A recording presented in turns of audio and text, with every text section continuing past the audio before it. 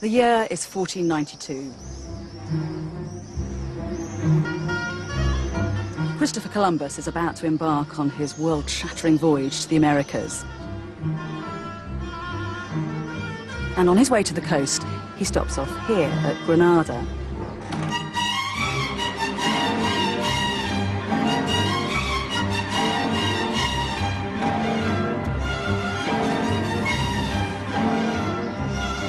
He's the honoured guest of a ceremony hosted by the King and Queen of Spain, Ferdinand and Isabella.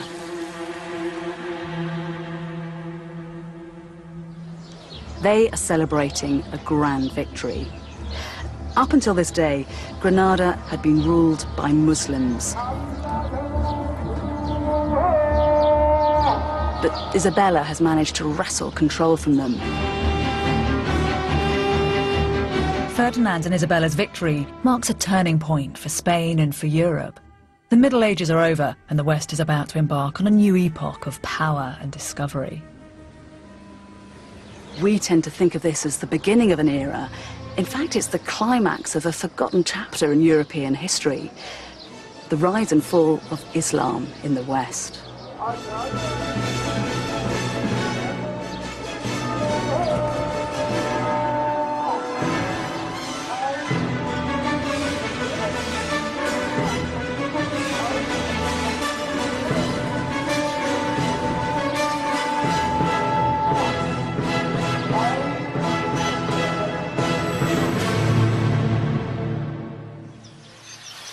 It was Rudyard Kipling who wrote, "East is east and west is west, and never the twain shall meet." And it's a worldview that still has currency today. Islam and Christianity seem to have become ideological monoliths, citadels whose gates are firmly closed to one another.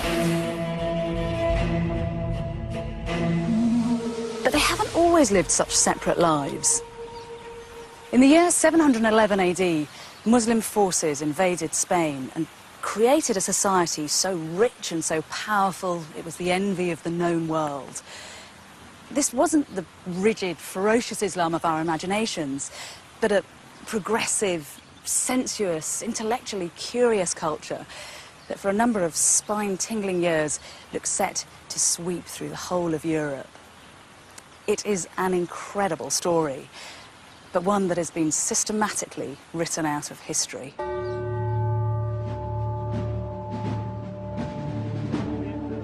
After the Catholic monarchs took over the city of Granada, they began to destroy all evidence that the Muslims had ever been in Spain. In the following century, the Spanish authorities persecuted and expelled 300,000 Muslims and burned as many as 1 million Arabic books.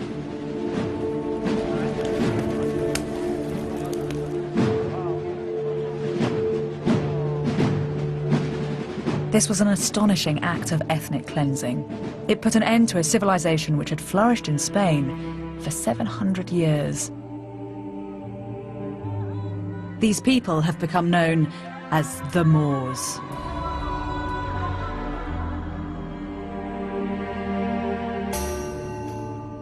Propaganda, sparked by the Crusades, has given us an enduring image: the diabolical Moor, a dark-skinned, savage, alien enemy. But this character is a complete invention and tells us nothing about who these people really were.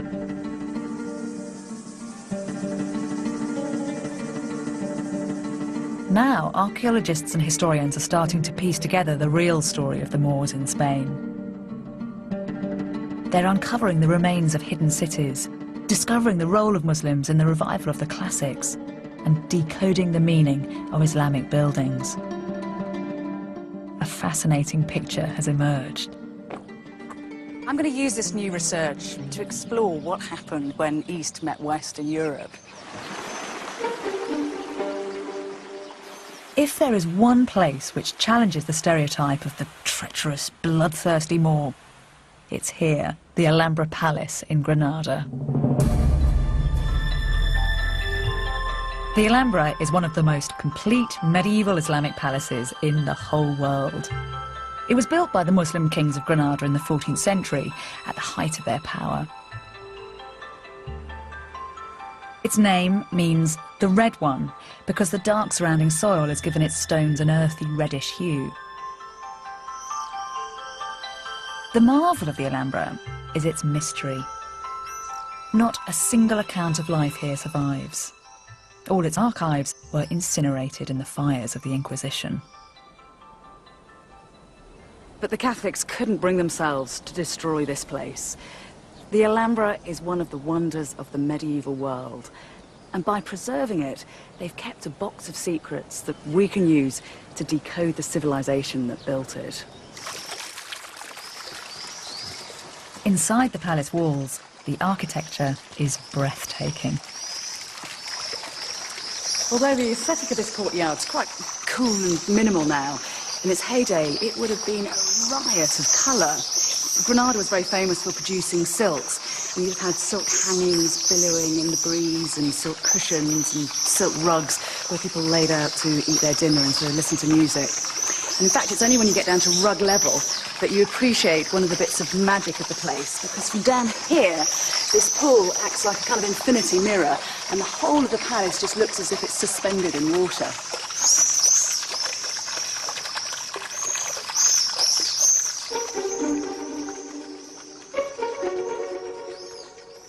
Every detail of the palace decoration seems to be part of a scheme.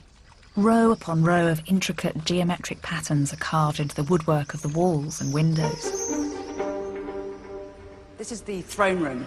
It was the symbolic centre of the palace, and here the Sultan had a kind of psychological advantage over his subjects. Whereas he'd have stood here in an eerie silhouette, they'd have been blinded by the light that came streaming in through these brightly coloured stained glass windows.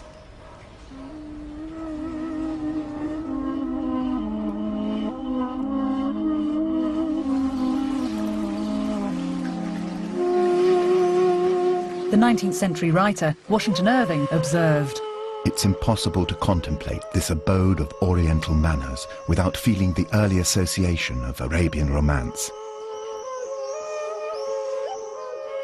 One almost expects to see some dark eye sparkling through the lattice. The abode of beauty is here, as if it had been inhabited but yesterday."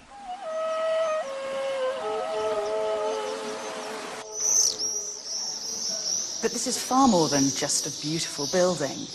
There's a specific reason why it feels so harmonious. The men who built it had a knowledge of complex geometry which had originated in the ancient world.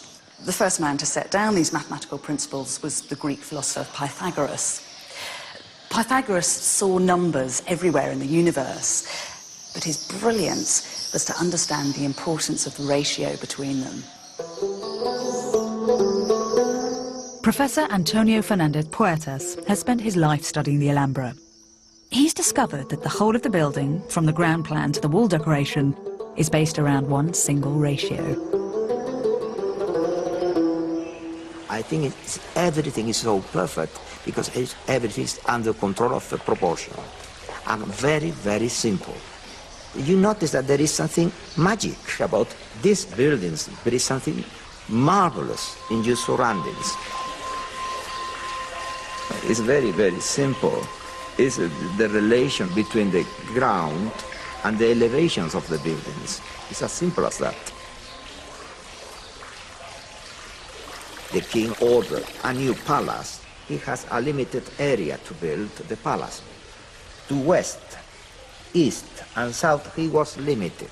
Then he did something ingenious and beautiful. The King of Granada asked his architects to harmonise each and every space within the palace according to a single set of proportions, a family of rectangles, each related to the other. If you want to get proportional rectangle, you have the same base. Take the diagonal, put it up, Yes? and you got successive rectangle, proportional rectangle. The key to the Alhambra's design is the simple relationship between the side of a square and its diagonal. If we use the diagonal to make a rectangle, and then the diagonal from that rectangle to make another, we get a progression of rectangles. The fourth rectangle is double the size of the first, and the diagonals in this sequence are in fact the square roots of 2, 3, 4 and 5. A magical sequence. And are they doing all this just with 2 set squares and a piece of string? Yes, That's very clever. yes. Every part of the intricate network of spaces, all the courtyards, the hallways, the placement of every column was designed using inspired variations of this proportional system. Proportion is also in the elevation. You have the kiosk. Here you build a square, and with the diagonal, you swing it up. Nothing violated this incredibly elaborate system. The Alhambra is a triumph of mathematics as much as it is of aesthetics. Mathematical ingenuity is the root of its beauty.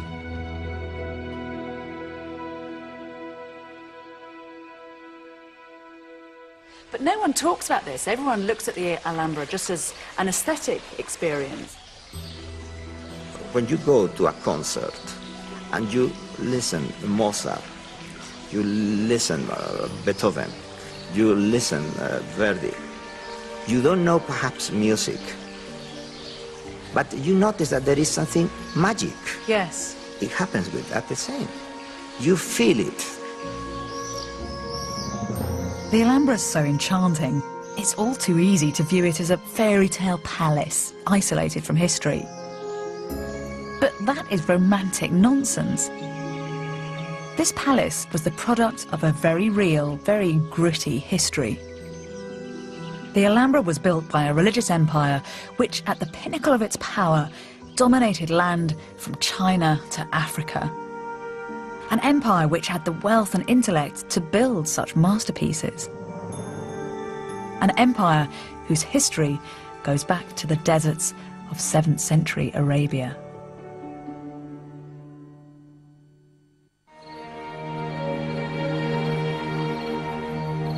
The Alhambra was the creation of the richest, most intellectually powerful civilization in the world. The roots of this cultural and religious explosion lie not in Spain, but in the deserts of Arabia.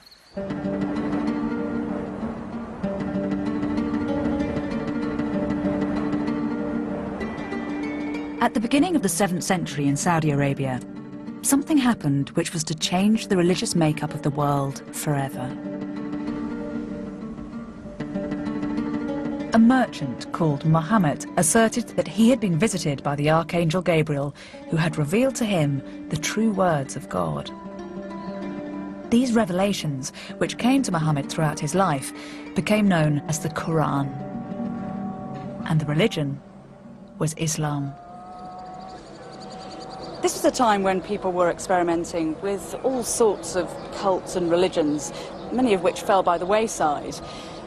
But the Prophet Muhammad and his followers made an important move. They travelled to a desert oasis where they founded a city called Medina. With a foothold in Medina, Islam was no longer just a nomadic desert cult. It had an urban centre with a social structure. As the religion grew bigger, so it grew more ambitious. Territorial expansion was a characteristic of nomadic Arabs well before the arrival of Muhammad. Tribal leaders would initiate razzia, or raids, on their neighbours. And with the advent of Islam, these gained some kind of spiritual significance. This is what one commander was reported to have said in one of the earliest ever Arabic chronicles. "This land is your inheritance and the promise of your Lord. You've been tasting it and eating from it. You have been killing its people and taking them into captivity. You are Arab chiefs and notables. If you renounce this world and aspire to the hereafter, God will give you this world and the hereafter." They believed they were inspired by the power of God. Within decades, Islamic Arabs had reached as far as Persia in the east. In the west, they'd conquered Egypt, Jordan, and much of North Africa, and were within spitting distance of Europe. But Islam wasn't only interested in territorial expansion. It was also a faith committed to the pursuit of learning. Among the Prophet's first revelations was the instruction, seek knowledge. This meant that from the very earliest days of Islam, literacy and religious study went hand in hand. Whereas a number of other religions of the day preferred to keep literacy the privilege of a clerical elite, Islam actively encouraged it. In the ancient Muslim city of Fez in Morocco, there are many examples of this unique integration of religion and education. This is the Karouin Mosque in Fez, and it's still the heart of religious life here. It was founded in 859 by a woman, both as a religious and as an educational establishment.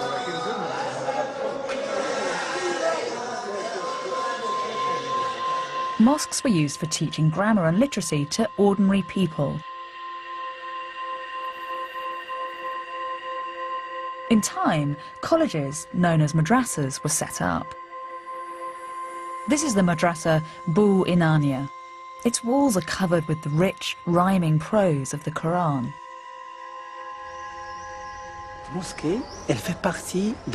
The mosque is only part of the complex, which contains both it and the madrasa. When the Sultan Abu Anan founded the place, he built the mosque alongside the madrasa. It is most symbolic.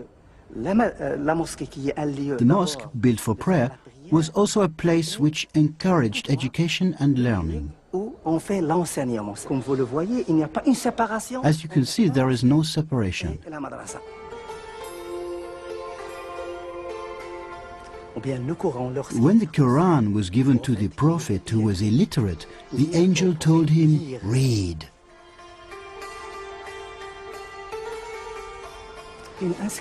These inscriptions carved onto the walls are verses of poetry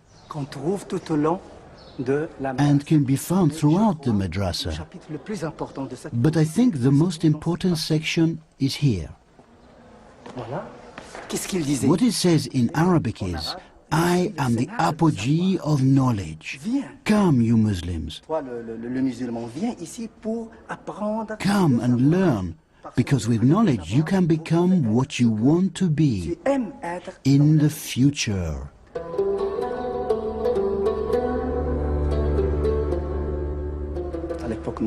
During the medieval period, knowledge was high on the agenda in the Islamic world. Muslim societies produced many books in the various spheres of knowledge, and these books came to be known worldwide. It wasn't just an enlightened attitude to reading which placed learning at the heart of the Islamic world. Necessity was also the mother of invention. Because the Arabs were nomads and desert traders who often had to travel in the cool of the night, they were well versed in using the stars as guiding devices. This developed into a very sophisticated study of astronomy. Then with the establishment of Islam, that knowledge was applied in a new way. Whenever a mosque was built, the prayer niche had to be orientated in direct relation to Mecca, and there were a number of religious festivals that had to fall on certain days in the lunar year. These were complex mathematical problems for which the Muslims devised precise solutions. Islam became a culture which naturally embraced scientific and mathematical investigation. This uninhibited attitude towards learning meant that when Muslims encountered the teachings of other cultures, they seized upon them vigorously.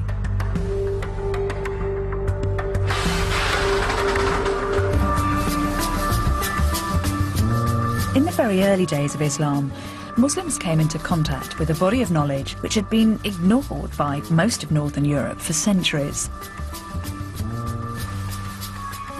The works of the ancient Greeks. It's once you look at a globe that it becomes particularly easy to understand why the Arabs were such natural inheritors of Greek learning. From the Bronze Age onwards, there'd been a constant exchange of artifacts and information all across the Eastern Mediterranean. And in fact, a number of Greek ideas stem from Eastern and Egyptian influences. The bulk of this knowledge was preserved in the great schools and library at Alexandria. And then in 641 AD, the Arabs take over the city and at a stroke have direct access to this precious learning. Many of these texts found their way to Fez. This is an Arabic translation of Aristotle with an additional commentary by the Muslim scholar Averroes. The translation's done in Iraq, and then Averroes does this commentary in Al-Andalus. There's even an early Arabic translation of the Bible. So it's extraordinary, isn't it, that Arabic's the lingua franca, and everybody's writing in Arabic, even the Bible. And thus ends the Gospel of Mark the Apostle. The contrast with Europe at this time could not have been greater. Here, ancient Greek texts and the rational investigation they contained were often feared as blasphemous. When the Prophet Muhammad was born, Christianity had already been battling with paganism for 600 years, trying to persuade believers to turn away from their old gods to the one new God. And because of that, Christians were often suspicious of Greek and Roman pagan texts. For instance, in 529 AD, the Christian emperor Justinian closed down the Athenian schools of philosophy. Set against this vibrant Islamic culture, Europe can appear an introspective and intellectually cautious place. It was certainly a continent in crisis. After the fall of Rome, there was a power vacuum in Europe, with rival tribes squabbling for territories. It was the start of what later Christian scholars would describe as the Dark Ages. While Europe lay unprotected and vulnerable, Islam was consolidating land and power. By the beginning of the 8th century, the Arabs had converted the Berber tribes at the very tip of North Africa. And before long, troops were gathered on the coast, their eyes fixed on Europe.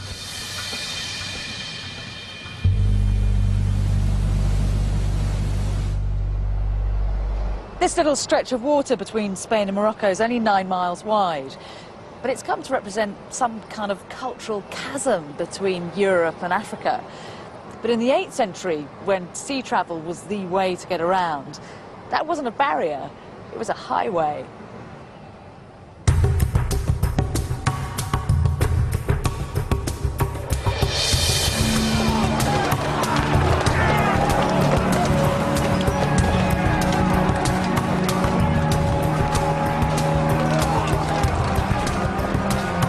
In July 711, 7,000 Berber tribesmen stormed across the Straits of Gibraltar and invaded Europe.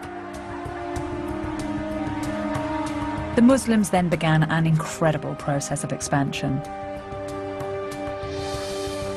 In just 4 years, they'd colonized almost the whole of Spain, had crossed the Pyrenees, and were only halted at Poitiers in France.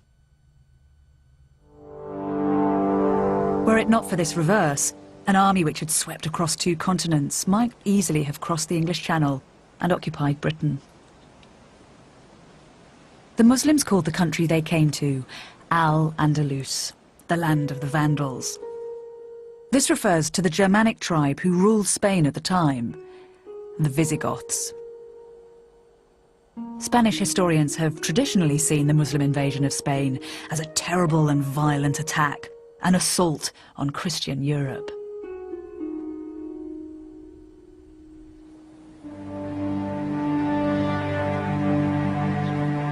In fact, here at the Visigothic site of Rocopolis near Madrid, archaeologists have found evidence which offers a rather different explanation.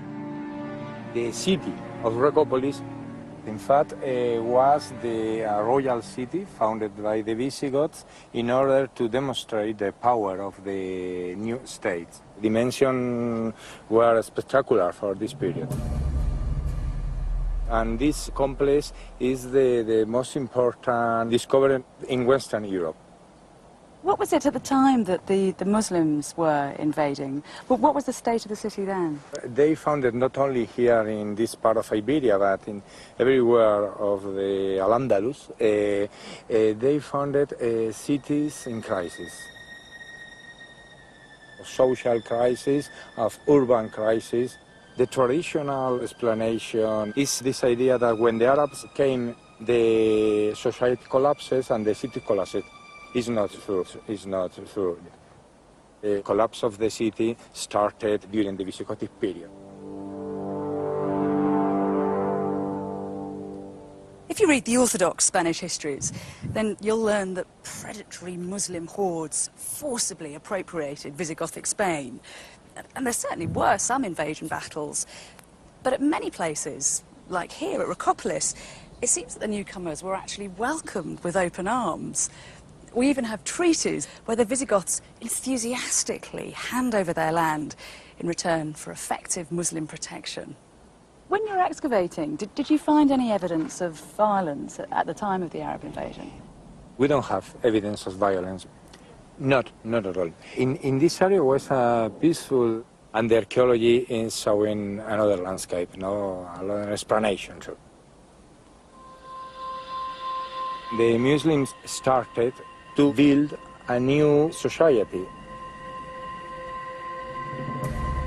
The enthusiasm for learning that the Islamic world had spent years nurturing was about to be transmitted to Europe. We went into Spain not to fight against the people there, but to save them from the tyranny of the Latins and others that governed them at the time. In Al-Andalus, they found a paradise on earth. When the Arabs changed location, changed geography from their inhospitable, barren homeland, and moved to a rich and fertile country, this was to transform the Arab mind. This is the secret of how such a great civilization came to be born. The foundations of a new society had been laid. A self-confident, progressive and sophisticated civilization had arrived among the failing states of Europe.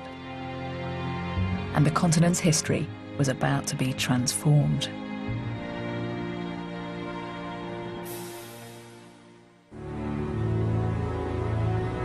The Muslim invasion of Spain had been swift and effective, but it lacked a strong leadership. The first wave of invaders were North African tribesmen, only recently converted to Islam, and without connections to the power base of Arabia. But this was about to change.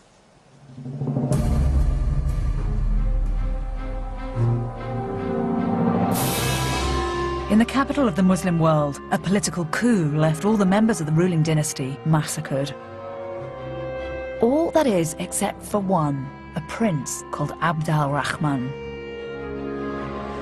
Abd al-Rahman was in his late teens when his family was massacred. He managed to escape the slaughter and fled to the hills west of Damascus. His mother had been from North Africa, and Abd al-Rahman must have grown up hearing tales of Al-Andalus. And so he made a dangerous journey across the Nile and the deserts of Egypt, heading for those distant lands.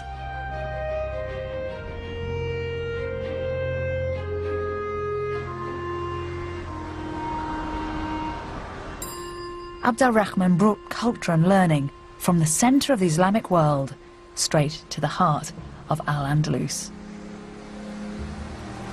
When Abd al-Rahman arrived in Spain, he came here to Cordoba, where the city was in complete disarray. That Roman bridge had collapsed into the river. But Abd al-Rahman set to rebuilding the city. You have to remember that it's in this context that the Arabs arrive, not as marauding destroyers, but sometimes as saviors. Abd al-Rahman brought cutting-edge technology for irrigation to Spain.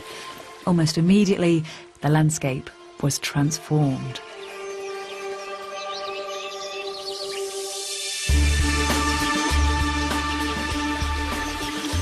Palm trees, lemon and orange groves, avocados, artichokes and pomegranates, none of which had been seen in Europe. Because of Abd al-Rahman's sophisticated trade network, this new agriculture created huge wealth. And these riches were used to build one of the greatest cities in the world.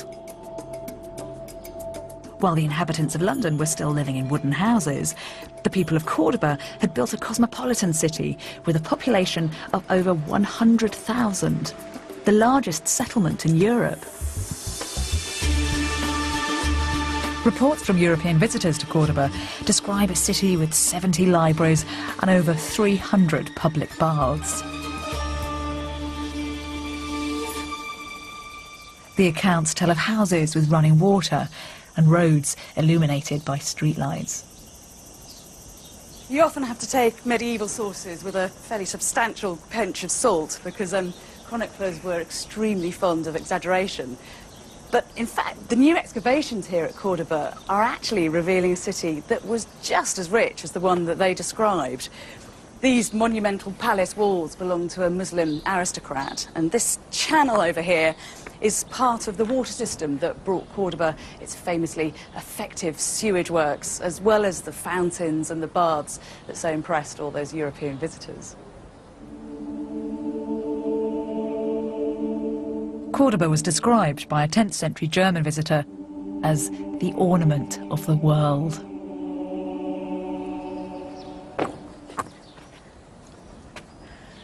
One of the reasons it's been so difficult to investigate Islamic Cordoba is that the city's been built up on itself like a kind of layer cake. But here, the archaeologists have taken away the modern level to reveal that Islamic layer there, and then down at the bottom, a Roman mosaic. Abd al-Rahman built Cordoba on top of what had been one of the largest cities in Roman Spain, outshining all that went before. And his greatest achievement was this: the Great Mosque of Cordoba.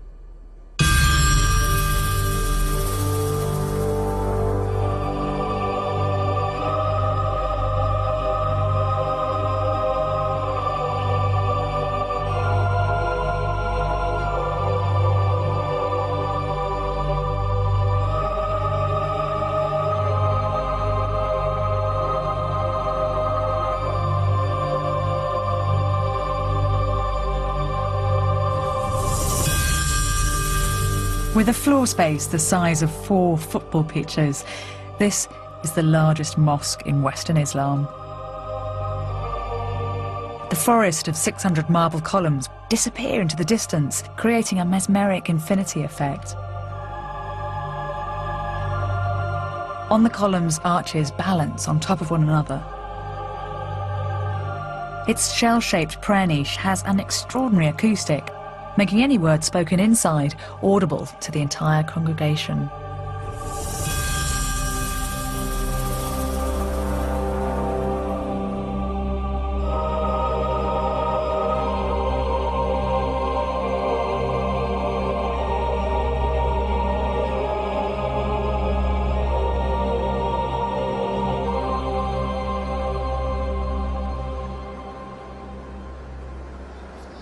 When the mosque was first built, these archways would have been opened to allow people and light to stream in and out. And this courtyard was a central part of the complex.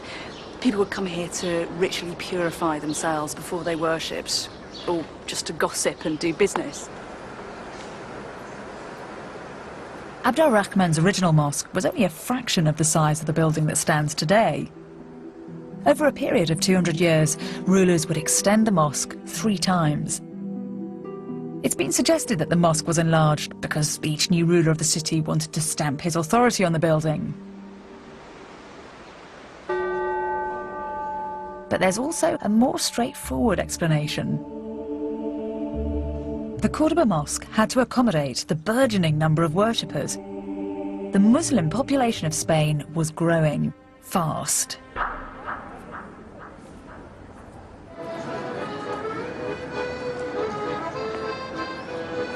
Modern Spain has been reluctant to acknowledge that its indigenous population converted to Islam in droves.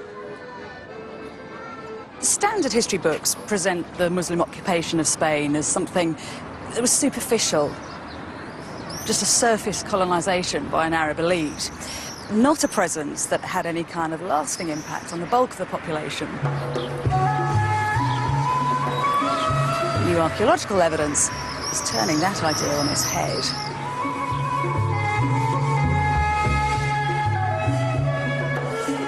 All over Spain, cities like Cordoba were established.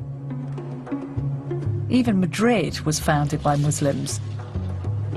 The original Arab walls still stand behind the royal palace. How far did Muslim communities spread through Spain? We see remains dating from the time of Al-Andalus almost everywhere, not only in the south of Spain, but also in other parts of Spain. There are emerging lots of sites, fortresses, villages, and cities, almost everywhere. People were Arabized, losing the form of Latin they were speaking until then, and they were Islamized in the sense that they dropped Christianity and converted to Islam in massive numbers, really. Were these forced conversions, or was the idea of Islam particularly attractive? It's always very difficult to say why someone converts to another religion, isn't it? But I think there's no evidence of any forced conversion at all. In a way, the Islamization and Arabization of territories like Al-Andalus is very similar to what happened to the Roman Empire, when people wanted to convert to the values and to the cultural values, to the religious values, and to the way of living of what seemed to be a civilization which had lots of advantages. I think it's very easy to forget that at this moment in time, Islam is a culture of innovation, isn't it? As you said, it's drawing in ideas from the East. It's a culture of phenomenal innovation. The opportunities of living because of the market, because of the trade relations and so on, which were much more interesting.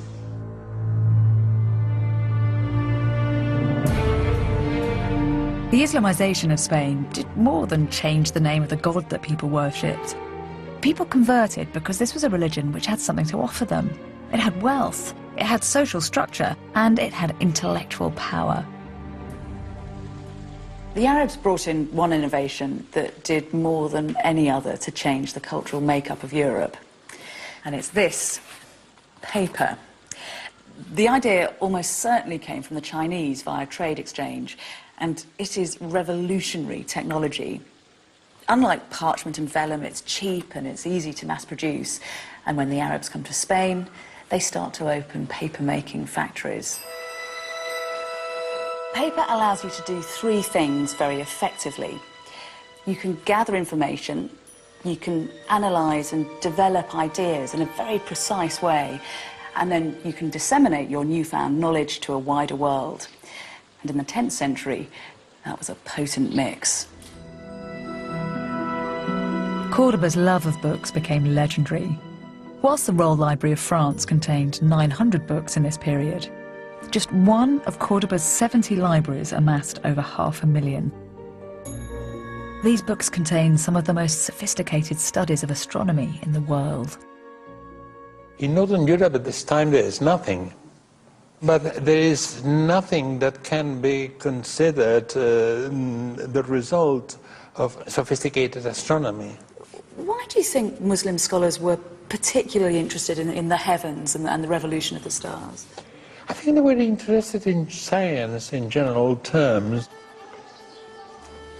For example, calculating the sacred direction. If you have to say your prayers, you must face towards Mecca. Calculating the direction of Mecca from a given place is not so easy.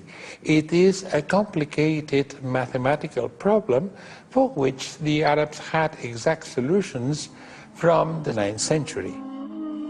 One of the ways in which the Muslims solved these problems was by developing a Greek instrument called the astrolabe. This is a calculator for telling the time of night or day. If it's lined up on a star above the horizon, the angle can be registered with a movable needle.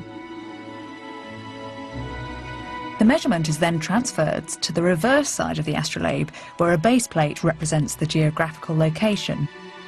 And a star grid, like a map of the heavens, shows the position of the stars. By aligning the needle to the grid using the measurements, the time can be read off the face of the astrolabe, just like a clock. The astrolabe enabled nighttime navigation, which helped to advance sea travel, and this in turn set the stage for the coming era of worldwide exploration and discovery. Cordoban scientists were streets ahead of the rest of Europe, especially when it came to medicine. This account comes from an Islamic physician who encountered a Christian doctor at work. They brought me a knight who had an abscess on his leg and a woman suffering from consumption. I made a plaster for the knight and the swelling opened and improved. For the woman, I prescribed a diet to revive her consumption. But then the Frankish doctor arrived and objected. "Bring me a strong knight with a well-sharpened battle axe," he said. The knight struck a blow, the marrow of the leg spurted out, and the wounded man died on the spot.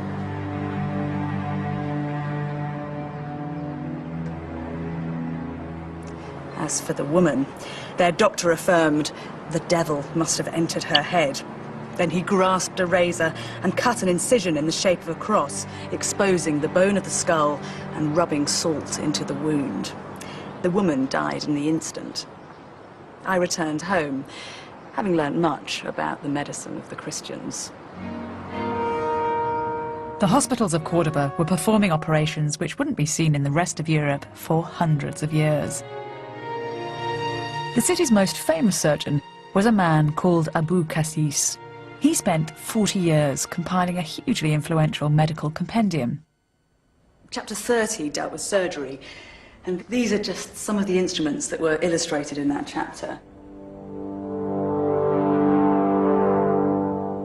This is a specialist device used by eye surgeons for the relief of hypertension. And these two over here were employed to perform successful tracheotomies. And in fact, the Abu Qasis method was still popular well into the 20th century.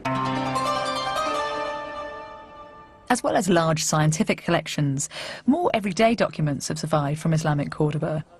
These give a detailed insight to the society that was created here.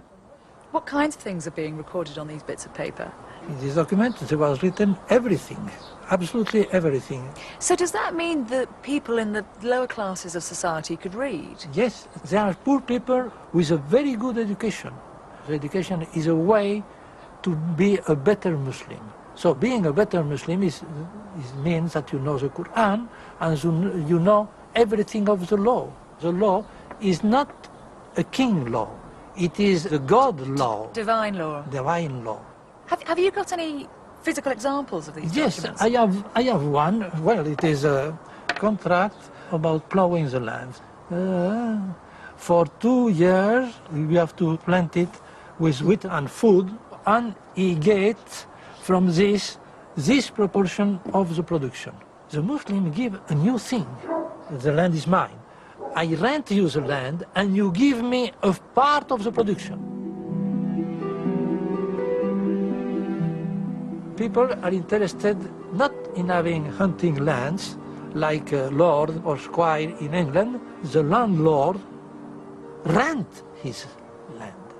And it's empowering as well, because if you're the lowest rung of society and yet you have some rights to your own land and you can keep a lot of the produce. Yes.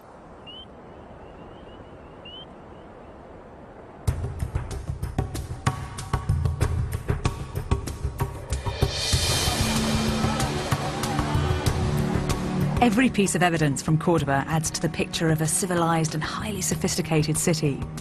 It had medical centres, an organised legal system, and libraries full of academics and scientists working on ideas which were light years ahead of anything else in Europe. By the 10th century, Cordoba had become the official capital of Al-Andalus.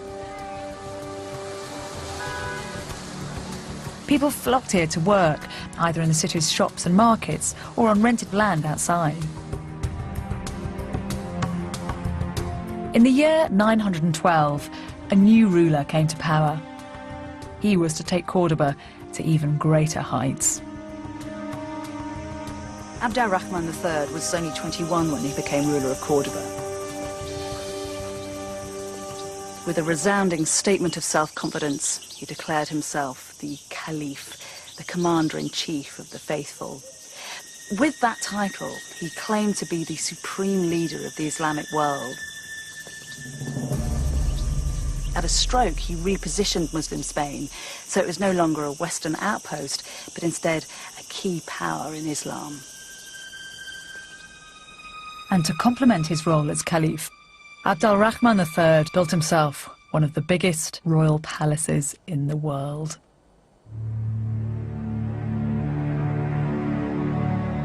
While the English kings of the same period were living in modest wooden halls, Abd al-Rahman III needed 10,000 workmen to construct this enormous palace complex, which was decorated with African white marble.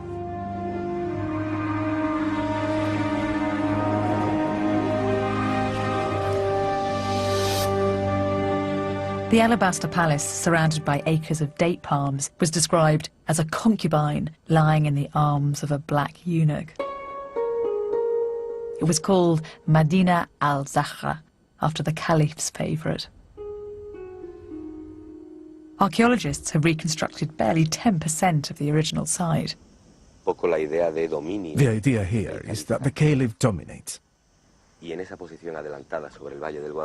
What he's really doing with the landscape is demonstrating that Medina al-Zahra is the strongest territory in the peninsula.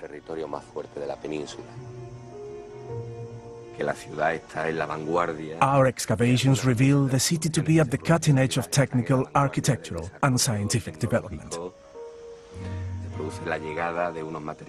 Now, to do this on such an enormous scale requires incredible sophistication.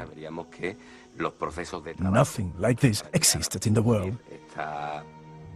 At the centre of the complex lies Abd al-Rahman's throne room.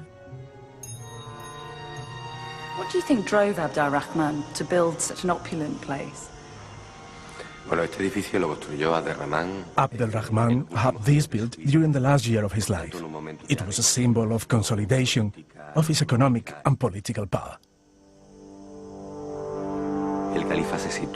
Seated in this throne, the Caliph must have felt himself master of all Al-Andalus's destiny.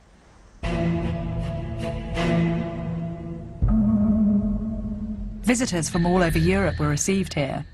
A monk from Germany called John of Gauss left a record of his trip. You have to try and imagine the impression this place would have made on John of Gauss. The walls were studded with tiles made of silver and gold, and on the roof there was a massive representation of the heavens. Mechanical lions roared in the corridors, and in the rafters there were mechanical birds that twittered away. Here in the centre of the room, there were two bowls filled with mercury that would catch the light and then send it shattering back out to dazzle the visitors. This is what was written about the climax of his visit. When John arrived at the dais where the Caliph was seated alone, almost like a godhead, he saw everything draped with rare and costly coverings. They do not use thrones or chairs as other people do, but recline on divans or couches when conversing or eating, their legs crossed over one another. There is actually one detail that this account misses out. The Caliph did have a throne, a mechanical throne, that raised and then descended as if he was levitating among his subjects. A refined court culture developed in the palace of Medina al-Zahra, and this was to have an unexpected influence on the rest of Europe. What would the soundscapes of the palaces have been in the 10th century? Perhaps the most basic level would be the sounds of all the different fountains and small running currents, artificial rivers running from room to room. On top of that, we could have heard layer upon layer of different types of music and singing. A variety of different professional instrumentalists. We could easily have heard a lute player sitting in a corner or in any of the various different entryways.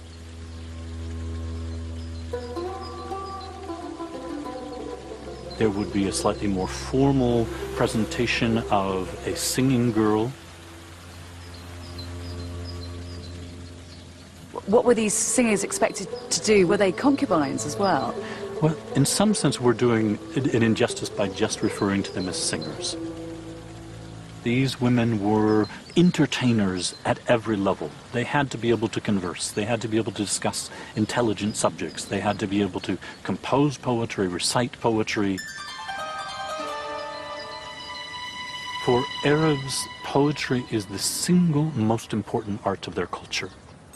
If we look at a picture of the entire world, there are only 3 cultures that we know of that had developed end rhyme by the 7th century: China, India, and the Arabs.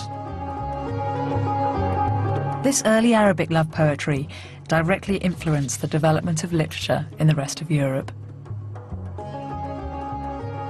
One of the primary characteristics of this poetry is a constant focus on the feelings of the lover.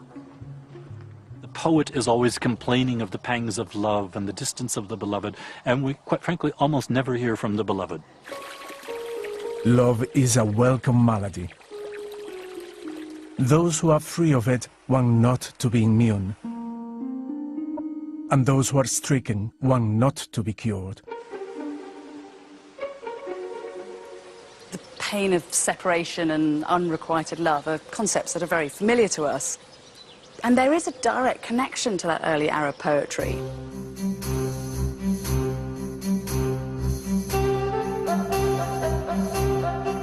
In England, some of our earliest and most enduring stories are romantic tales of knights and damsels, a courtly love tradition brought here by travelling French poets called troubadours.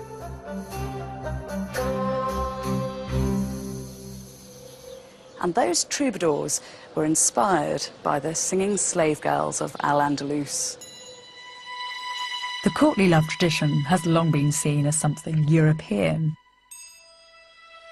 It came to form the basis of the Western concept of romantic love. But this cornerstone of our culture originated in Islamic Spain. Perhaps one of the most exciting moments, the transfer, if you will, of Arab music and poetry from the south to the north, happens in the year 1064 in the city of Barbastro. Neighbouring French knights besiege the city, which falls. Its booty includes hundreds of singing girls who go to the second-in-command, William VIII of Aquitaine. He would receive a large number of Moorish singing girls, which he then took back with him to France. He died at a fairly young age, and his heir, William IX, inherited this household at age 15. And William IX is known to us in literary history as the first troubadour.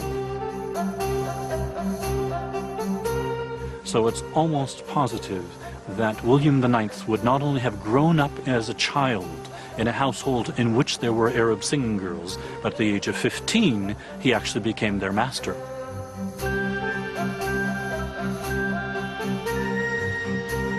It's one of the few moments where we can say that there's a transfer of singing girls from this point to that point, and then the point of reception is precisely where the first flourishing of troubadour poetry emerges.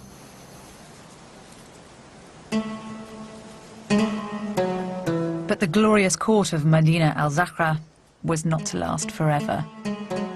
Within the palace were sown the very seeds of its destruction.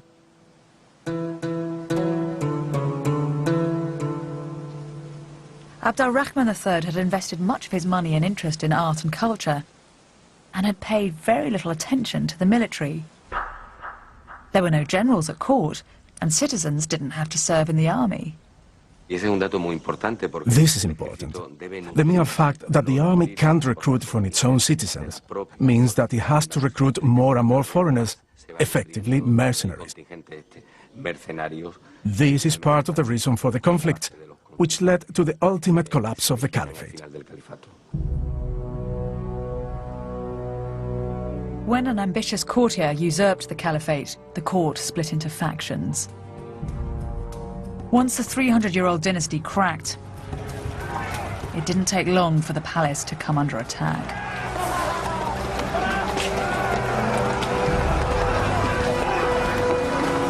Medina al-Zahra was quickly smashed and plundered.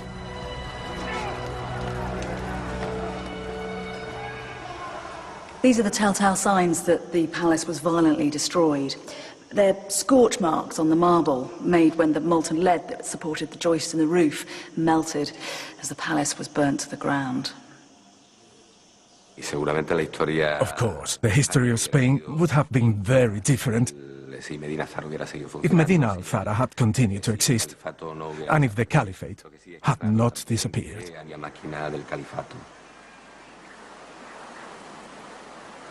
Rahman III's unique dynasty had come to a terrible end. And in the north of the country, another religious power was eyeing up the rich lands of Al-Andalus.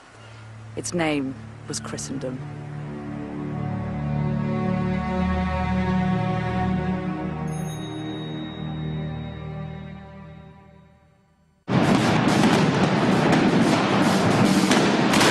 Al-Andalus's golden age was over. By the beginning of the 11th century, Abd al-Rahman's dynasty in Cordoba had collapsed into chaos and disorder. But what happened next was even more devastating. In 1095, Pope Urban II made a call to arms. He ordered a war to remove Islam from the Holy Lands. Pope Urban's speech is agitprop at its finest. When an armed attack is made against an enemy, let there be one resounding cry from the soldiers of God. It is the will of God. It is the will of God. The Crusades had begun. It didn't take long for this zealous warrior mentality to rouse the Christians of northern Spain. And what followed was as treacherous as any of the Crusades in the Holy Lands. The Christians had always held on to the far north of the country, and now they were gaining ground. Al-Andalus had fragmented into a hodgepodge of isolated city-states.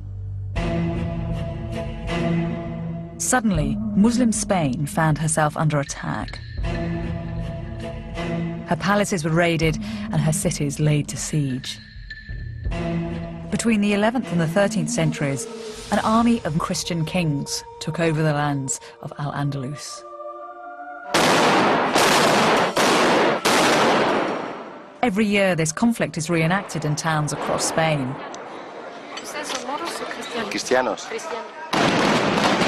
This, the victor's version of history, glamorizes what was actually a dishonorable and dirty war. When the Christian comes, they break everything. They come in summer when it is almost dry. They put it fire. After that, they cut the trees. The agriculture of Al-Andalus was very sophisticated. The more sophisticated is something, the more fragile it is. So the more easy is to break it. Irrigation. If you break a canal, there's no more water. So for some years, people are starving. So it's a scorched earth policy.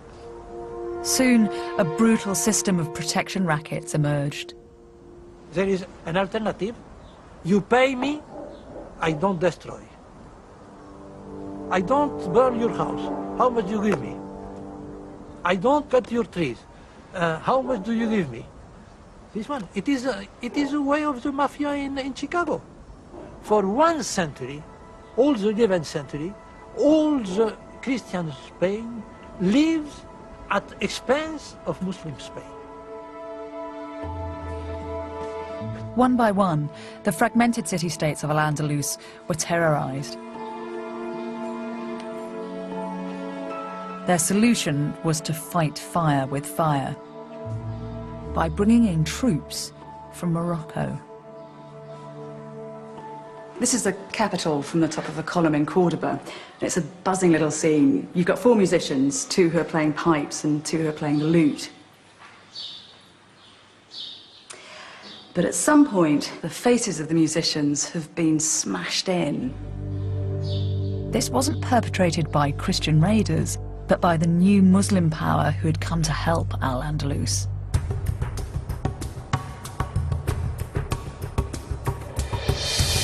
The troops who came as military support were strict fundamentalists with a fearsome fighting reputation. They were called the Almoravids. The Almoravids were a tribe of nomads from the Sahara. They had black skin and wore veils that covered everything apart from their eyes.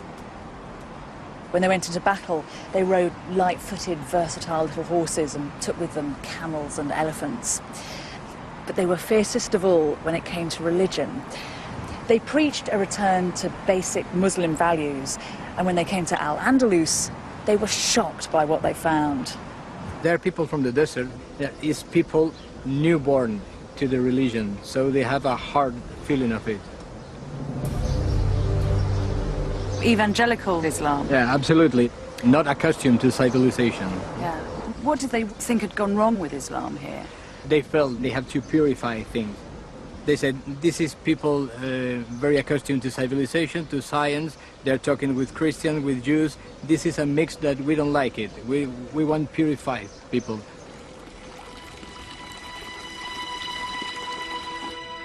With the barbaric Christian raiders on one side and these new fundamentalist Muslims on the other, Al-Andalus was crushed. It descended into corruption. A Christian king would provide military aid to a weak Muslim king in return for a substantial payment of gold coin. The whole of Al-Andalus was subjected to this system of extortion. The trouble is, modern Spain chooses to remember this war rather differently. La Reconquista, the reconquest, is presented as a valiant crusade in which Spain is returned to its rightful Christian owners. This pantomime version of history is personified in many of Spain's national heroes, the greatest of whom is a knight called Guzman el Bueno. Every town in Spain has a street named after Guzman el Bueno. He's one of the country's best-loved historical figures. The story of when Guzman defended the town of Tarifa from Muslim raids is well known in Spain. Guzman's descendants, the Medina Sidonia family, became one of the richest landowners in the country. The Duchess of Medina Sidonia has discovered something remarkable about her illustrious ancestor. Guzman el Bueno is the first of the Guzman family we know about. He is the founder of the family. He came here and lived in this very house.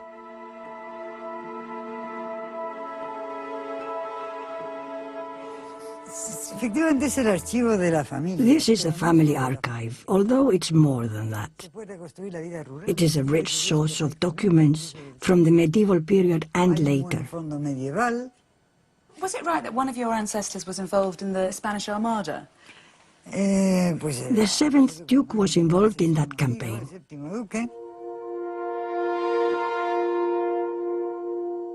This document dates from 1288. We know my ancestor was in Al-Andalus a year before because he bought a farm. And this document mentions it. It's a permit for him to export 300 bushels of wheat. Look, you can see the word wheat. And what it says is that he is allowed to take this overseas, to where he is from. So, because of the grammar, you can tell that he comes from overseas, not that he was just visiting from overseas. Yes, probably it refers to a place which was part of Morocco, much larger then than now, a place where neither wheat nor hay could grow. The Duchess had discovered that her ancestor, the great Christian knight Guzman el Bueno, was actually a Muslim.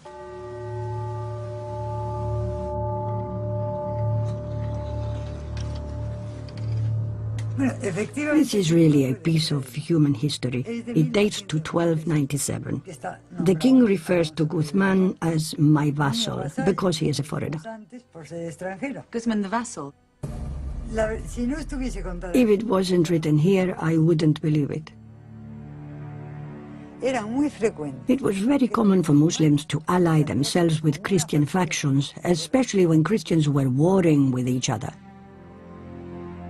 It must have been quite a surprise to discover that your ancestor was a Muslim.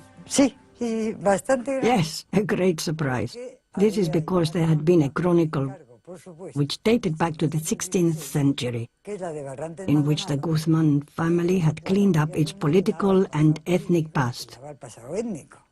Guzman was said to have been born in León.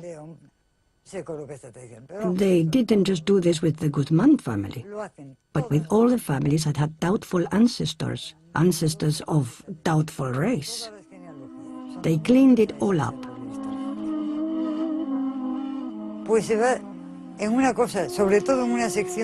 have a whole load of documents here from the Spanish Register, and they turn everything we know about Spanish history upside down. The Spanish are simply inventing history. They have turned history into a fable. The idea that the Christians and the Muslims were fighting a holy war was created in Spain long after the Reconquest actually took place. Even Spain's most famous hero, the swashbuckling El Cid, is caught up in this fantasy. In films and books, El Cid is celebrated as a kind of Christian pin-up, a crusader in the fight against the terrible Moor. But El Cid spent his life, like El Bueno, as a mercenary, fighting for whomsoever would pay him. The name Cid means the master in Arabic. So El Cid's an Arabic name? Yes. In fact, he was the king of Valencia when Valencia was an Islamic city, and he didn't change anything there. So he had Muslim allies? That's it. Yeah. That's not the story you hear, is it? No, I think the history is much more interesting than the history you hear. So he was a Christian king, but he didn't force the Muslims that he controlled to convert? No, he was... In fact, we cannot see the Reconquest as a process of conversion. This is a process of trial and error, of people gaining lands and people gaining prestige. It's just realpolitik. It's all about getting land. That's it. We are painting now everything with an religious ideology, but it's not. So religion's a kind of convenient excuse rather than the driving force? Absolutely. Religion is always an excuse. El Cid and Guzman el Bueno weren't simply Christian soldiers fighting a Muslim enemy. If anything, this was a civil war, with both sides desperately scrabbling for land and wealth. The idea that the Reconquest was something cut and dried, black and white, something that cleaned up society is absurd. I don't know who came up with that idea. The Spanish historian Palencia said that the Reconquista was nothing but a civil war between Spaniards of two different faiths. Spain is full of dazzling reminders of how the righteous Christians won the country back from the diabolical Moor. The country's most popular saint is called Santiago Matamoros, St. James, the Moor Slayer. But this romanticised version of history distorts the true nature of this conflict. This was not a holy war. Al-Andalus was destroyed in a dirty grab for land, which lasted for over 300 years.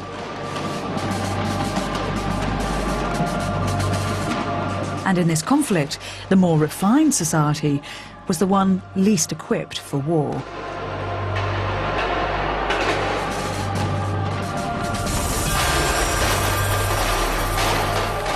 It was the Christians who had little to lose and most to gain.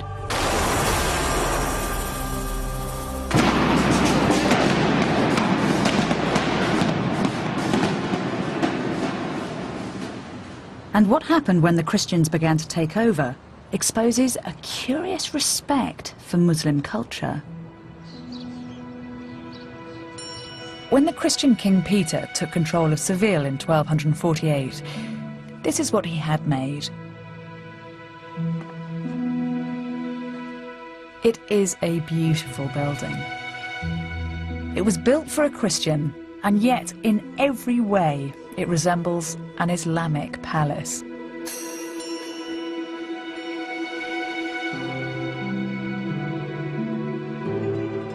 On the walls there are inscriptions from the Quran, and above the door there are dedications to its owner, calling him Caliph rather than king. The conqueror has been conquered by the culture.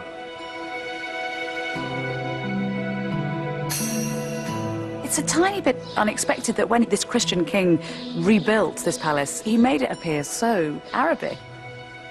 It feels as if we're in the Alhambra here. Well, this palace has many relations with the Alhambra, especially with the Court of Lions. Both builders, King Muhammad V of Granada and King Peter I of Castile, were friends. You have to consider that in Europe, at this time, there was not an architecture of such splendor comparable to Al-Andalus. And this made a very big attraction for the Christians. And this is why this architecture was used by the Christian to show to the nobility of the kingdom the power, the authority, this room covered with this marvelous dome. It symbolized a power, because it's the heavens that turns around the king.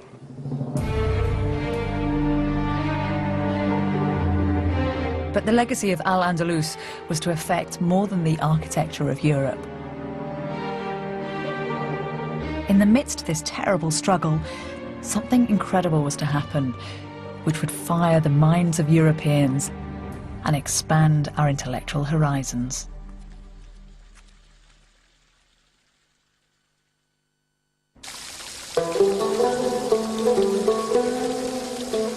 At the same time that it was being splintered by Christian encroachment, Al-Andalus was at the centre of one of the most influential shifts in thinking that Europe has ever seen.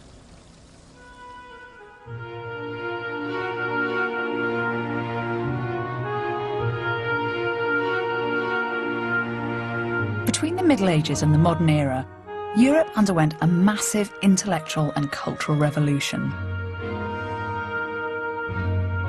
This shift, known as the Renaissance, transformed the human experience. It prompted the exploration of science and the arts and changed the way that men and women saw themselves in relation to God. The Renaissance and the scientific revolution that followed were critical stages in the development of Europe. The origins of the Renaissance are generally believed to lie in Italy, where a renewed interest in the classics had a huge impact on art and culture. But the foundations of the Renaissance were laid much earlier, and not in Italy, but in a town called Toledo in Islamic Spain.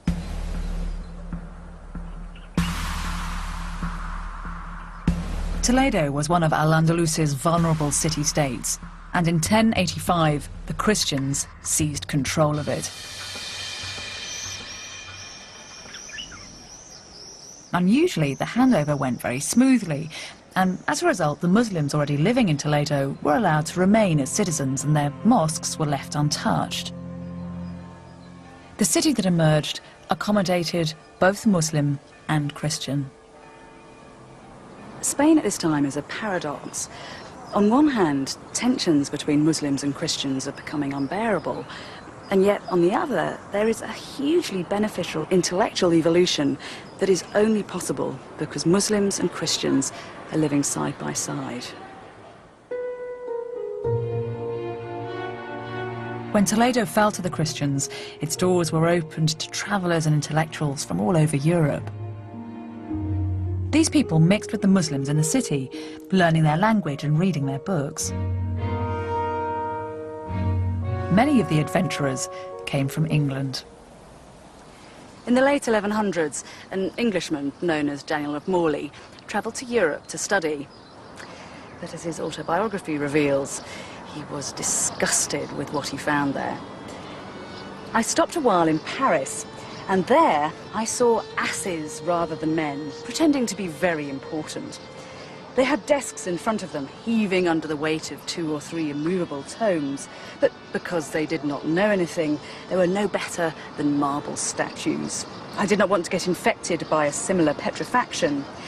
But when I heard that the doctrine of the Arabs was in fashion in Toledo, I hurried there as quickly as I could so that I could hear the wisest philosophers in the world.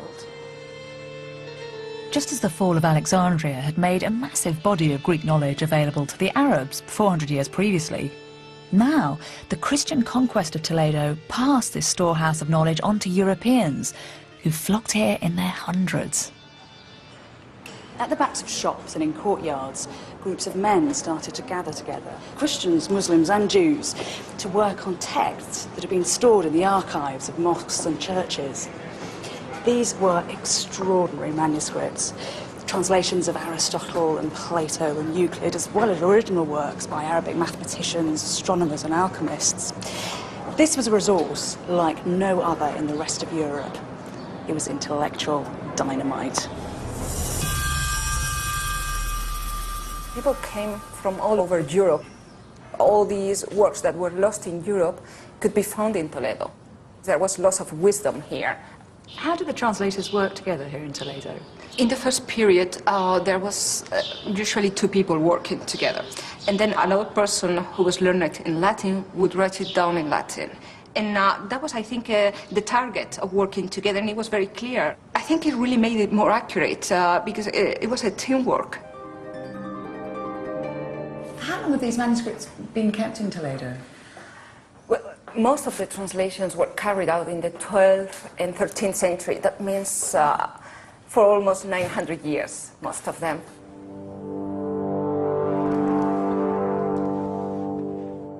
And here we have the preface in red. That's where we learn about the process of translation. In this case, we read that this book was translated by Gerard of Cremona. It is a medical treatise by Ibn Sina, by Avicenna, and it was translated ab Arabico, from Arabic, in Latinum, into Latin, in Toledo. Yeah. It's a very rich document, isn't it? You get a sense of how valued these things were. And there is all these little glosses on the right-hand side. People have been adding comments or explaining words that were not clear. Un momento, por favor. Vamos aquí. Wow, that's a splendid beast of a thing. Yeah.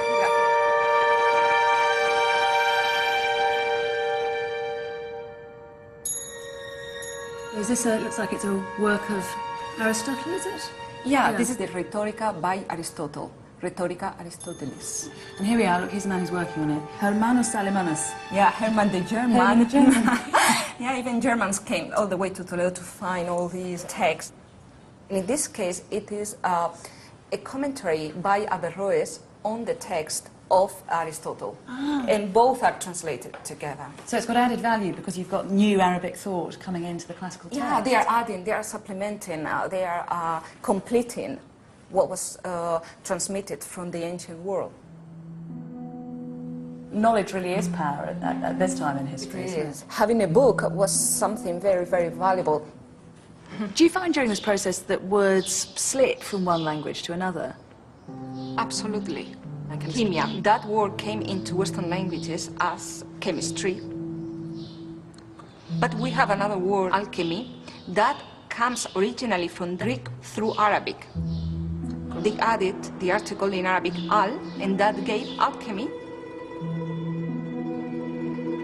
English is full of words which came into the language from Arabic in this way.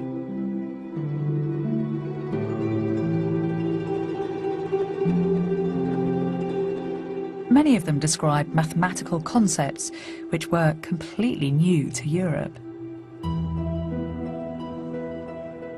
Algorithms are named after an Arabic mathematician, and the concept of zero comes from the Arabic sifr, which means empty. It's where we get our word cipher from. But of course, the most obvious and lasting impact is the use of Arabic numerals. And in this Spanish Latin text, which dates from around about 986 AD, we have the first example of Arabic numerals written in Europe.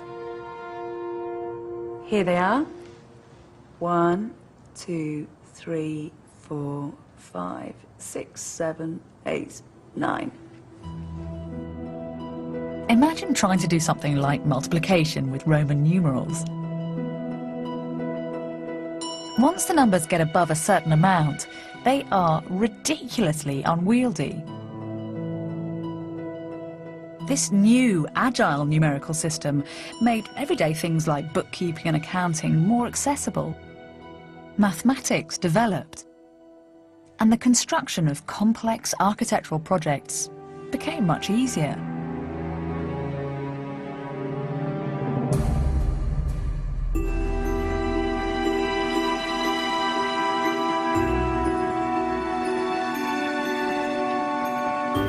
Recently, archaeologists renovating the roof timbers of Salisbury Cathedral in England made a discovery which clarifies this story.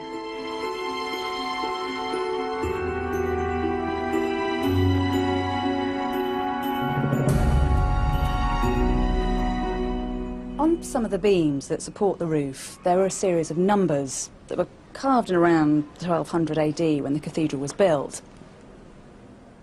Now, that's a 3, and obviously it's familiar to us today, but in its time, it was a curious and progressive symbol. At this time, everyone in England was still using the clunky old Roman numerals, but here in the rafters of one cathedral, a new trend appears to have caught on. These numbers, the numbers that we use today, the fact that they're here is proof that the ordinary craftsmen who carved them benefited from an explosion of knowledge that started in Arabia and spread through Europe via Islamic Spain. And the travellers from Toledo brought more than just practical knowledge back to England. After a number of years, Daniel of Morley returned from Toledo, his cases crammed with documents and volumes. And when he arrived in England, he made an appointment to hand this precious booty over to his patron, who was a bishop. This benefactor was one of a team of scholars who wanted to establish their town as a centre of learning. And the name of the town was Oxford. The universities that were founded in Paris, Bologna and Oxford at this time based their new curriculum on the radical ideas which were pouring out of Toledo. One of Daniel of Morley's compatriots, a man called Adelard of Bath, published this volume just after he got back from Toledo.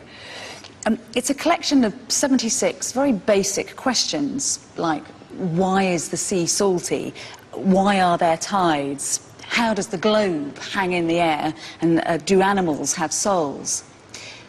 The questions are seemingly simple, but they embody a new spirit of rational inquiry, where a blind faith in God is challenged. And Adelard of Bath admits his debt to the Muslims in pursuing this line of inquiry. He writes, "From the Arabs I have learnt one thing, to lead by reason. I will detract nothing from God, but very carefully listen to the limits of human knowledge.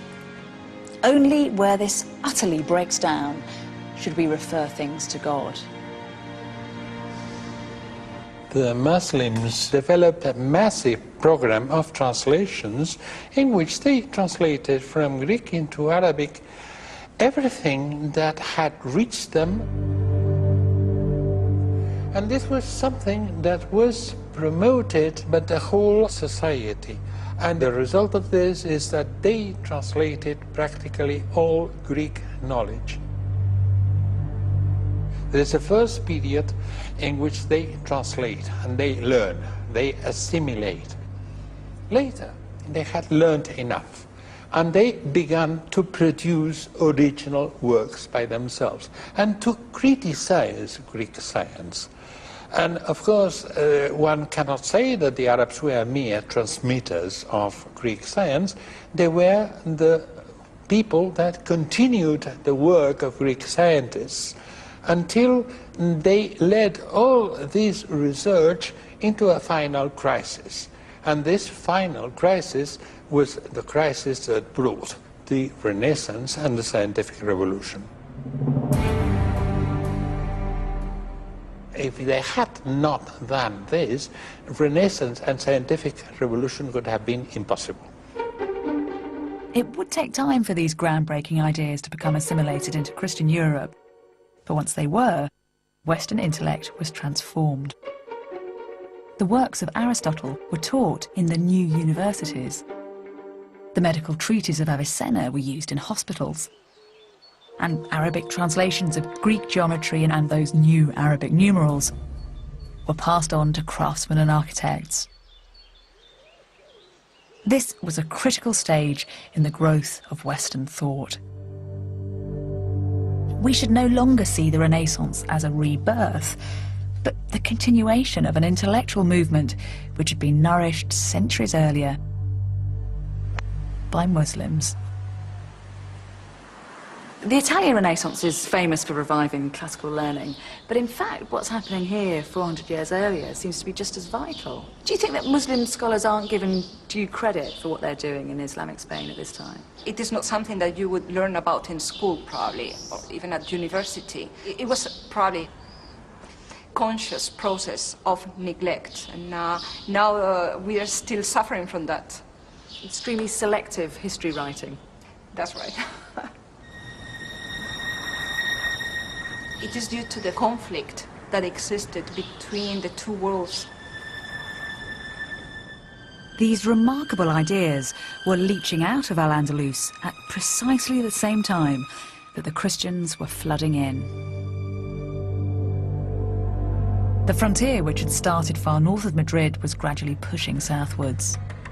Then, in 1236, Cordoba fell, followed by Valencia and Seville, until by 1250, only the Kingdom of Granada remained Muslim.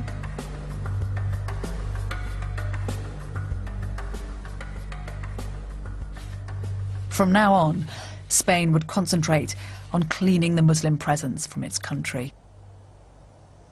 The Islamic influence on Europe has been quietly laid down, but when it came to the physical expulsion of the Muslims from Spain, that would be an act that was anything but subtle. It was shocking and absolute.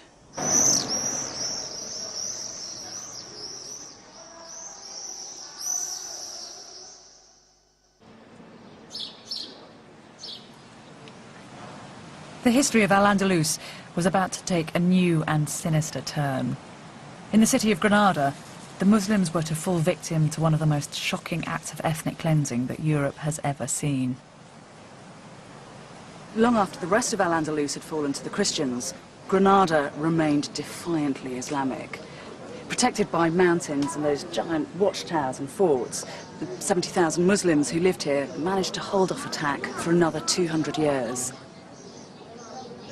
But time was running out. While Granada occupied a small territory in the south of Spain, the rest of the country was now divided between Castile in the west and Aragon in the east, two very powerful kingdoms. The King of Castile was about to be forced to pass his kingdom to his niece, Isabella. Isabella was headstrong and passionate, but she also had an acute political mind. In 1469, at the age of 18, she married her second cousin, Ferdinand, the dashing heir to the throne of Aragon.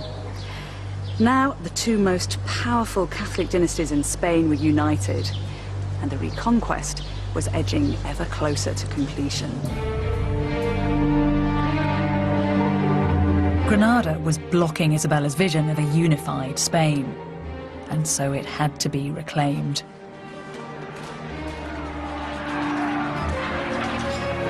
The city was laid to siege for a year before it finally surrendered. On the 1st of January 1492, Ferdinand and Isabella, dressed in elaborate Moorish outfits, which they'd had especially made. With great pomp and circumstance, they entered the Palace of Alhambra and took the keys to the city. As the Muslim ruler Boabdil left in tears, it was said that his mother spat out at him, "Do not weep like a woman for that which you cannot defend like a man." Isabella's victory in Granada put an end to an incredible society. In the 700 years that they'd been in Europe, the Muslims of Al-Andalus had built a culture which was the very pinnacle of civilized life, influencing Europe in ways that we're only just beginning to understand. And Isabella would endeavour to ensure that Islam and the West would never enjoy such a relationship again. A few years after Ferdinand and Isabella came to power, they set up an organisation that affected the most extreme form of religious control that Europe has ever known. The Inquisition. The purpose of the Inquisition was to track down and eliminate anyone who wasn't an Orthodox member of the Catholic Church. Those found guilty of heresy were subjected to a sinister public ceremony called an auto de fe. In this eerie ritual, vestiges of which are still performed today, the guilty were forced to repent their sins while their accusers watched on, hidden under hooded caps.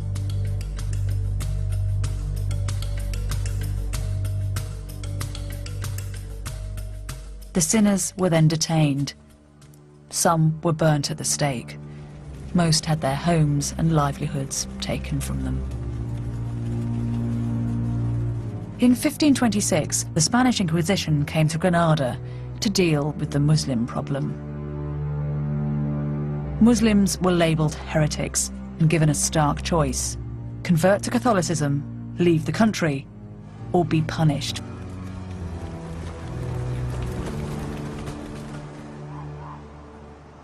The Muslims of Granada were segregated from the rest of the population. Their ghetto survives as the old quarter of the city today. It's a fantastic house. Thank you. Many of the houses that the Muslims were forced out of are still standing. Antonio Orihuela lives in one. It's almost inverted, because you don't have any windows looking out onto the street, but the focus is in the middle, here on the courtyard. Yes, the courtyard is the center of the family life. So all the doors and windows are open to the courtyard and closed to the street. Privacy was one of the most important characteristics of these houses. Outside the house, they were Christian. They went to the church with the priest, they celebrate the wedding in the Christian way, but then later they came home to celebrate again the wedding in the Muslim style. And what happened though when the Inquisition came knocking on the door? Well, as you see, these houses had the bent entry. So from outside, even if the door is open, it's not possible to see what happens in the courtyard. The Inquisitors went from door to door, seeking out those they still suspected of being Muslim. A number of civic leaders had already been expelled, and so often it was only women and children left. They herded them up and held them in churches by night so that they could be tried the following morning. Some of the women cried out that they were like lambs being taken to the slaughter and wished that instead they'd been allowed to die in their own home. The Inquisition was so brutally efficient that within 20 years, all Muslims in Spain had been forcibly converted to Catholicism. But this wasn't enough.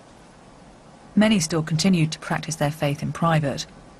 And so, in 1609, the Spanish crown ordered the removal of all Muslims from Spain.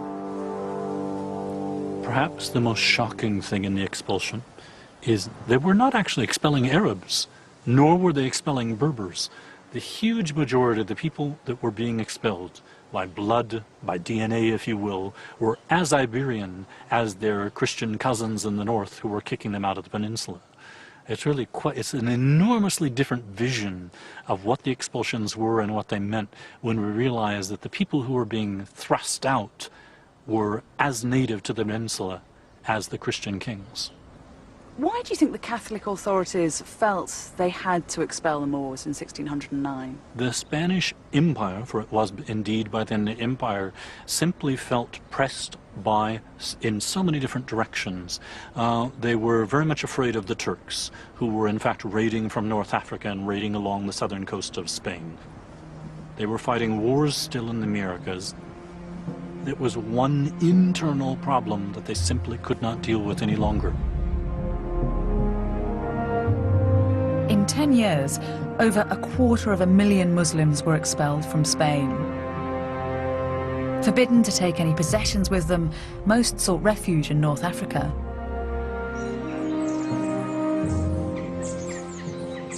When Isabella and Ferdinand died, this is where they were buried. It's a little corner of the Alhambra, and it's decorated with inscriptions from the Quran.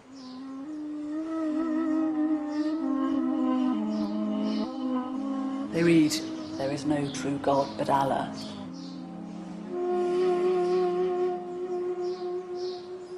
In many ways, it's a curious choice for a Christian entombment, but it does speak of that complicated relationship that was enjoyed by the Catholics and the Muslims.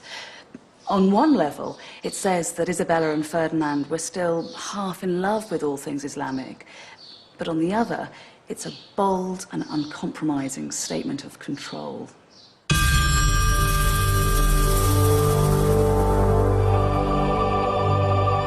And in Cordoba, the new Catholic rulers did something unbelievable. In a daring act of what can only be described as inspired vandalism, architects gouged out the centre of the mosque. In its place, built one of the most spectacular cathedrals in Spain.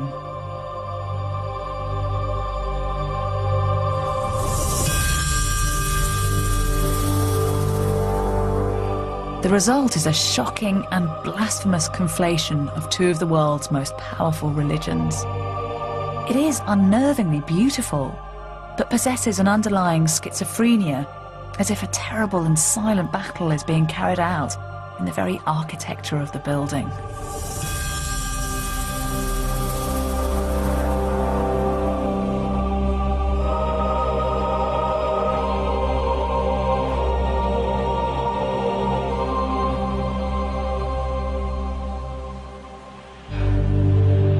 Spain's troubled relationship with its Muslim past continued into the 20th century. The dictator Franco invented his own version of his country's heritage. Franco, this period was somehow interrupting what was for him a continuum history. He wanted somehow to, if not delete it, he wanted to forget about it. So what he did was to explain the whole Muslim or the whole Al-Andalus as a kind of continuum from the Visigothic period to the Catholic kings, by saying that the Muslims in Al-Andalus were not such big, good Muslims, but much more Christianized. So this is the political use of history. He wanted to explain the identity of being Spaniards. And for Franco, that identity was a continuation from the Visigothic period right through to the Catholic period. Yeah, exactly. Serafin Fanjul is an academic whose books on the history of Al-Andalus are bestsellers in Spain. Do you think that Spanish people today are proud at all of the Arabic episode in their history, or are they ashamed of it? No, not at all. Strictly speaking, it's not our past. It's the past of other people. As a modern-day Spaniard, I would feel very little connection with the Arab past. Spanish people don't live like them. We don't dress like them. We don't feel like them. I don't know how you can say we are the same, because we are not the same. We have nothing in common. Nothing in common.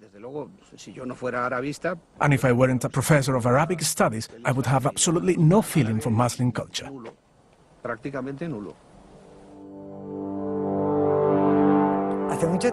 For a very long time, people have protested and urged that history be truthfully told, that they not be fed this nonsense. But this is the inheritance of the Inquisition. The Inquisition's character is alive and well. I can tell you one thing. Spanish people have a tendency to prevent others from speaking their minds, a tendency to try and control the way others behave and think. You can be sure that when you try and speak the truth, you pay for it. And so Al-Andalus fell.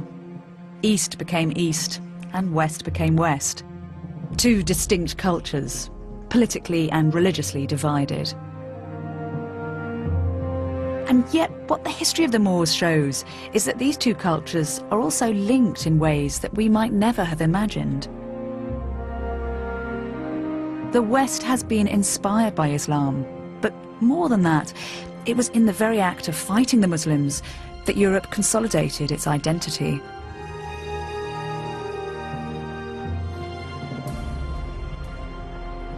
When we started, Christopher Columbus was setting sail for the New World. And as he pointed his boats westwards, Spain aligned herself with him, turning away from the east. The Muslims had been fought, and now they were to be forgotten. As time went by, memories of the Islamic past were moulded until they became a more comforting storybook version of history. But this is a case where truth really is stranger than fiction. The story of Al-Andalus isn't a simple tale of good versus bad, east versus west. It's intriguing and complicated, it's brilliant and brutal, it's very human and it's very messy, and it's for precisely that reason that it needs to be remembered, not written out of the history books.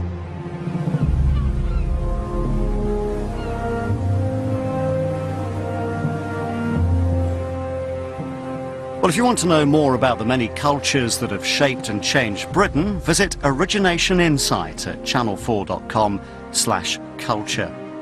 Coming up next on 4, Father Ted is tempted by a saucy novelist.